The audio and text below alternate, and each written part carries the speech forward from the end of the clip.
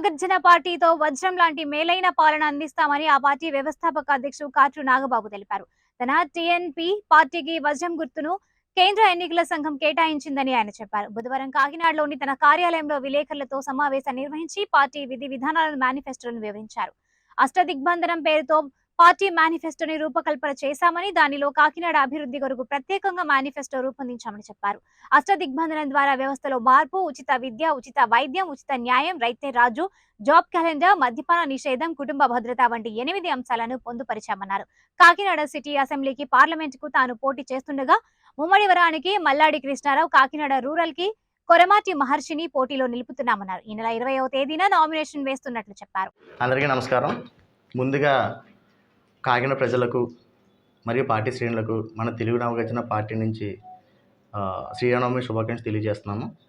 దీంతోపాటుగా మన తెలుగు నవగర్జన పార్టీ రాష్ట్ర వ్యాప్తంగా అన్ని జిల్లాలో అన్ని కాన్స్టిట్యున్సీలో కూడా పోటీ చేస్తానని ఒకసారి తెలియజేస్తున్నాము. దీని నుంచి ముందుగా కాకినాడ సిటీ అభ్యర్థిగా నేను మీ కాట్రు నాగబాబుని పోటీ చేయడం జరుగుతుంది. ఇప్పటికే ఎలక్షన్ కమిషన్ వారు మనకి ఈ డైమండ్ గుర్తు వజ్రం యొక్క గుర్తుని కేటాయించడం జరిగింది.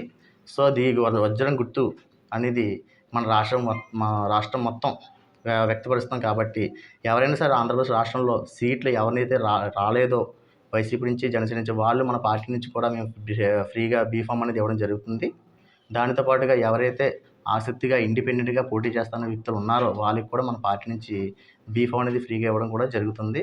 సో ఇప్పటికే ఆల్రెడీ కాకినాడ రూరల్ అభ్యర్థిగా మన కొరమాటి మహర్షిని ప్రకటించడం జరిగింది.